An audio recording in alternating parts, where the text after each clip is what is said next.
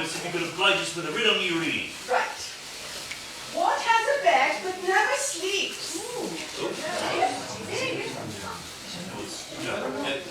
What has a bed that never sleeps? A river. But that's not very funny. Oh, but it's quite clever, isn't it? A river bed, you see.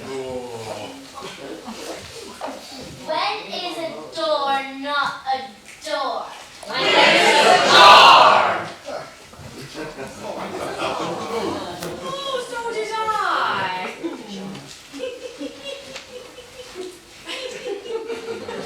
Come on, Henry. I'm with it.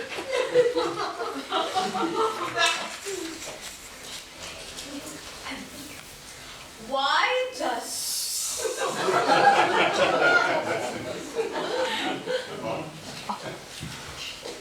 Why does...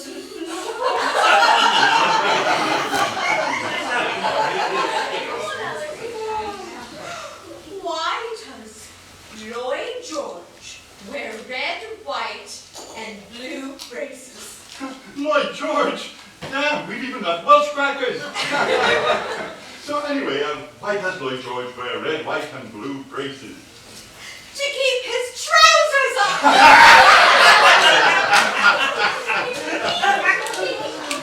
Well, if you'd all be trying to learn just for a trifle, I have a riddle for you. Why is life like a riddle? Nobody knows, Whittier. Why is life like a riddle?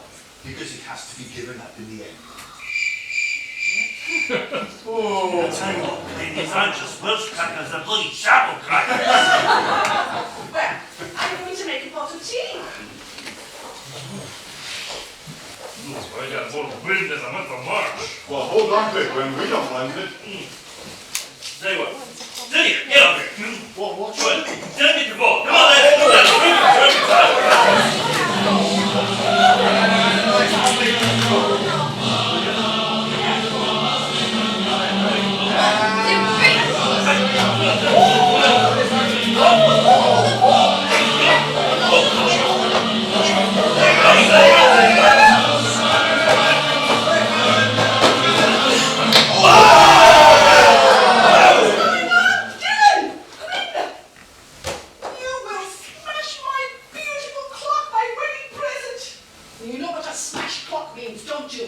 Somebody's all painting in, dude. A broken home, that's what it means.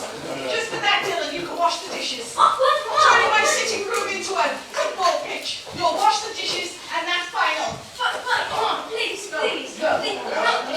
Dylan, I'll help you. We'll get it done in no time. Come on, let's. So I went off to wash the dishes, while all the uncles sat in front of the fire, took off their collars, loosened all their buttons, groaned a little, and slept. The cat was sick in the kitchen, and Auntie Bessie needed to take 3 aspirin. But Auntie Hannah, who liked pork, sang like a big bosomed thrush. Hannah,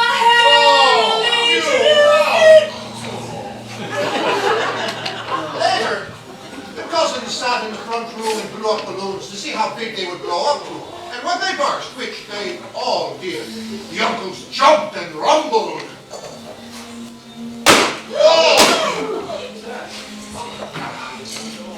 In the rich and heavy afternoon, I sat in the front room amid festoons and Chinese lanterns, nibbled at dates, and tried to make a battleship using the instructions for little engineers, but only succeeded in producing what might be regarded as a sea-going trolley.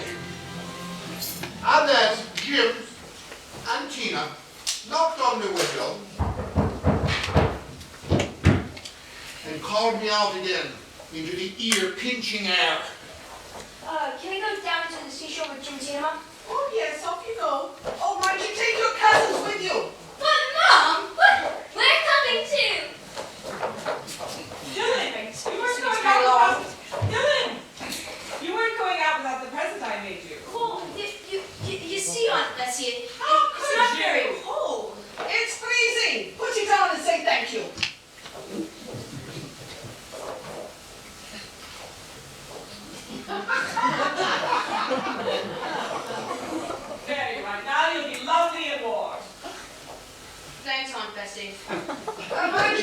Did you beat it?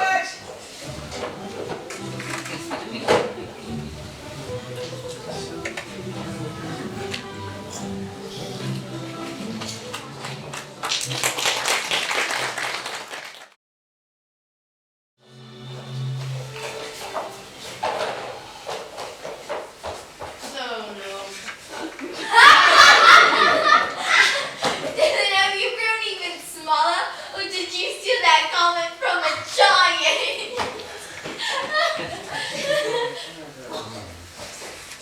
Fight!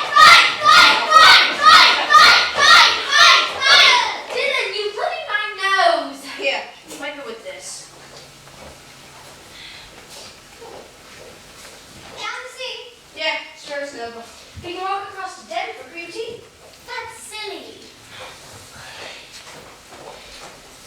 Glenda, push me on my sled. Why should I gave you my thimble. Who did that? You know what I got for Christmas? A gold 3-speed. You never! Can't obey.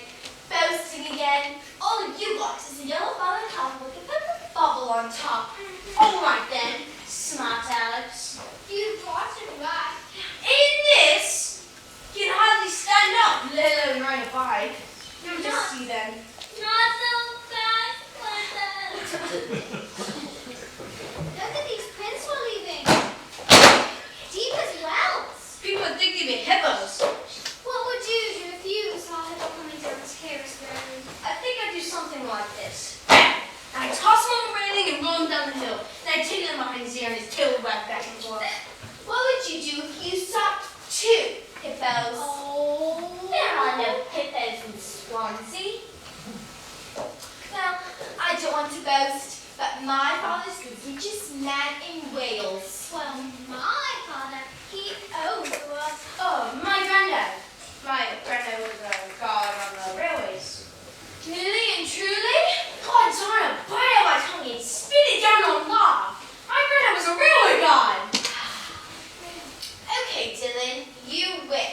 But one day we'll all be famous. Famous railway guy? Famous gangster Scarface Evans. Babyface Dylan. Watch it. They learn to walk like gangsters then. How do I? Well, they glance back and forth with looks of eyes. And they smile with watch me sparkle. Lucky roll. Time to think for time. Take me back to jail. Been there too many. Watch if the police don't get you. No kidding, that'd be bad.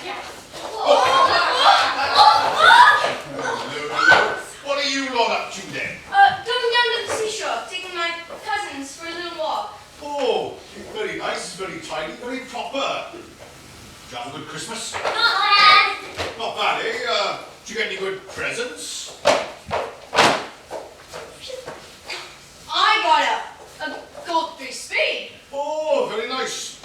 You got a license for that bike? A license? Yes, well, you get a dog license, it's the same with a bike. That's not true.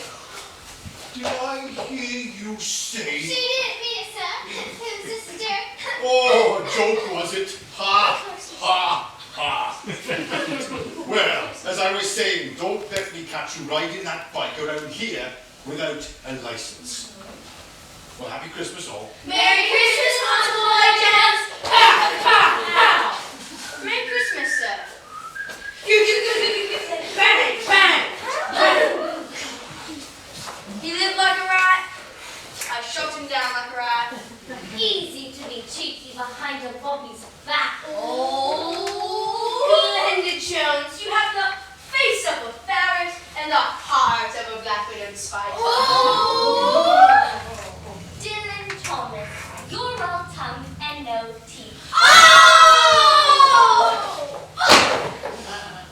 Dylan Thomas is a fool, thinks he's very clever, but he's bottom of the school. Hey, gets the that's best not marks true. ever. That's not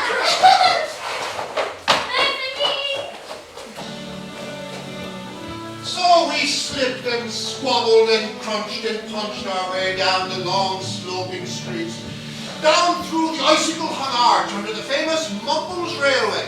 It's the first passenger railway in the world. We climbed the humped sand dunes of the burrows, treading on the buried snow-covered grass like ghosts on dried toast. And then we spread our wings and flew down the far side of the dunes towards the white, wide seashore. We've even frozen the sea. Great lumps of sea, like some of those raining ice caps and broke it up into little tiny icebergs. Like someone tries to make a big jigsaw puzzle out of ice.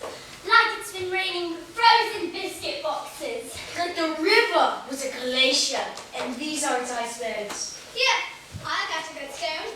Flat and round. I'd love to see just one big iceberg. Yes, and sail away on it with only a polar bear for company. With cliffs of white and emerald. They're flat on top, but 9/10 foot in under the water. And we can dig down 9/10, make a huge ice cabin. A nice cabin, hundreds of yards wide. Oh, and we can have a billiards table there. But we can play billiards with penguins' eggs. Look, I'm eating snow pie. Ooh, what does it taste like? Like snow pie. Can the fishes see it snowing? They'd probably think the sky's falling down. Ah!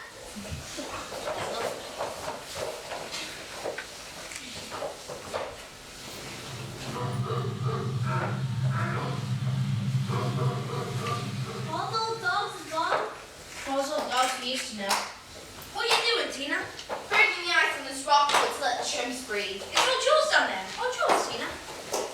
Look! Oh, I got a little crab. Red and yellow. Oh, let's have a look. Very nice. Let's take them back. Drop them down someone's neck. Got nothing to keep them in. Here, use this. That's a good use. If only it's a big catapult. What for? We could get those big chunks of ice and bombard the downhill team. Hey, yeah, when they be scared. Great chunks of ice falling from the sky. Mommy, mommy, help me, please. Wish humanitarian bread. I'm too afraid to die. Hey, look, the train! I know what we can do with Glenda Jones. Stay. What's that, Mom? Tack off the tracks. Train comes struggling along. Ha ha! Stupid little toops in. Yes, yes. Tire up, men. Train's coming. Stupid boys. Train's nearly on us. Driving gears out. Can't see a thing through the freezing fog. When the dark big on horseback sweeps down, Jack between seas slash the throats, sweeps across the south off as the train struggles past. But the one leap they clear the dunes and gallop over the Oyster Mountain Castle. Thank you so much for saving my life, Dylan. Wasn't me. It was the Oyster Mountain. Ha ha! So you're being eaten alive at this very moment, Glenda. Oh. What an exciting life I've led. I've been on a train once. I went to Bristol. Very interesting, Brenda. Did Ed come back? Oh no. Apologize to Brenda or I'll feed your eyeballs to the seagull. God's sakes, Jim, apologize. She's dangerous. Okay, hold on. Say, I'm sorry, Brenda. Please spit in my face. I'm sorry, Brenda. Please spit in my face. I don't want to. Oh, come on! Spit on yourself, Glenda. I'll stitch you proper!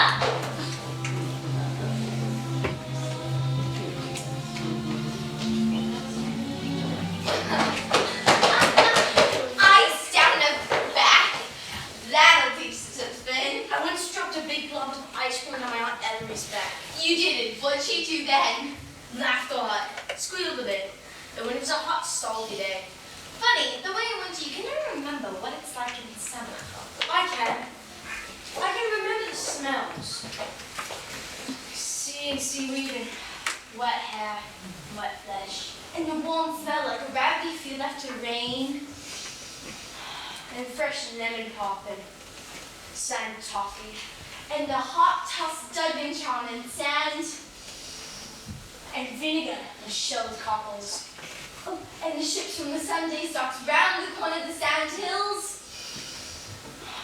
And the paddled sea full of drowned sailors and herrings. Ooh, and the coke and gunpowder smoke from the Mumbles train.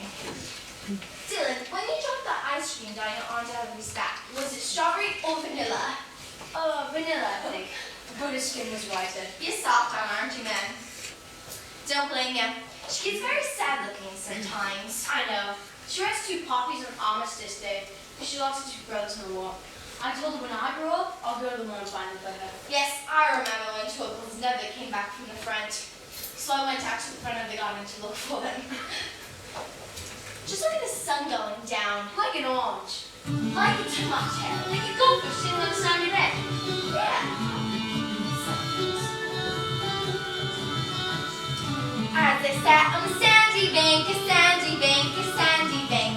As I sat on the sandy bank on Christmas Day in the morning, I saw their ships come sailing by, come sailing by, come sailing by. I saw their ships come sailing by on Christmas Day in the morning. Who should be with these 3 ships, with these 3 ships, with these 3 ships? And who should be in with these 3 ships but Joseph and that lady? Yeah. And they did carol and they did singing, all the bells on earth did ring. For joy is now is born our King on Christmas Day in the morning. Ew! I don't suppose anyone in the whole history of the world had such an ugly best friend as me. Yes, they have. Who? Me. But I better vanish on the Christmas cake. Come around after, see my blind. Hello, hello. You got a license for that bike, young man?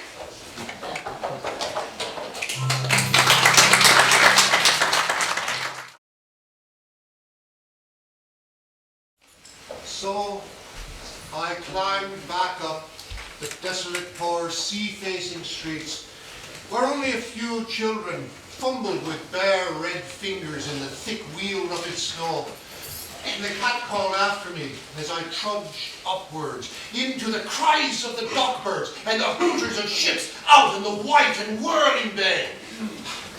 And as I slapped dashed home, suddenly, out of a snow-covered side lane came a boy, the spit of himself, with a pig-tipped cigarette and the violet past of a black eye. Cocky as a bullfinch, leering all to himself. I hated him on sight and sound, and I was about to take my dog whistle and blow him off the face of Christmas, when suddenly he, with a violent wink, put his whistle to his mouth and blew so stridently, so high, so exquisitely loud that gobbled faces, their cheeks bunched with cake, pressed against their tinseled windows the whole length of the wide and echoing street. At tea, the recovered uncles were happy. The iced cake loomed in the center of the table like a marbled grave. And Auntie Hannah laced her tea with rum because it was only once a year. Everyone smiled and nodded and mumbled how good the cake was, though they were really only eating it out of kindness and picked at it crumb by crumb, but like starving Chinamen making a little rice go a long way. And the cups balanced on saucers and the saucers balanced on knees, they wobbled a little, for lack of practice over the long year of days that are not Christmas Day. And after tea, the best was still to come.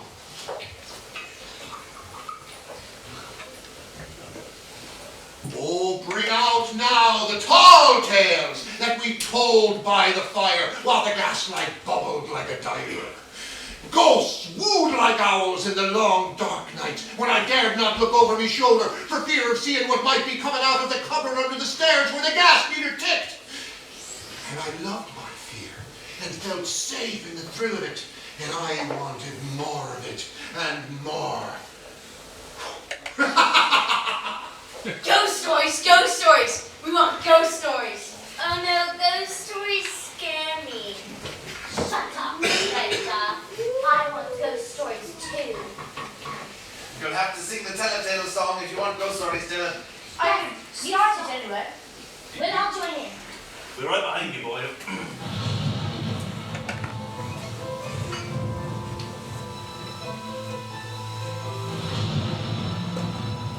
Oh, tell a tale of something terrible and make it really horrible. I found a boy who found a head and armies of the living dead. Oh, tell a tale of something terrible and make it really horrible.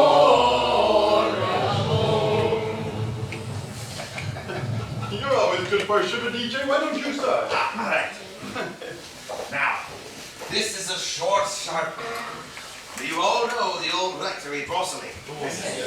Now, let me tell you, and this is true, any time of the day or night, walking the corridors of that dismal house, you could find yourself stepping into a pool of cold air. And just as you notice it, you'll hear a low voice in your ear saying, "Why don't you turn around and look at me?" Of course, no one has ever dared to turn. No one. I would turn. No, you wouldn't, and nor would I. I wouldn't even dare to go in there. Would I, Brenda? I wouldn't either. Come on, Nellie, it's your turn. Oh, but I don't know any ghost stories. Oh, yes, you do now. Tell the one about Gran and the falling star. But we never told anyone that. Oh, go on. Come on. Well, I have to.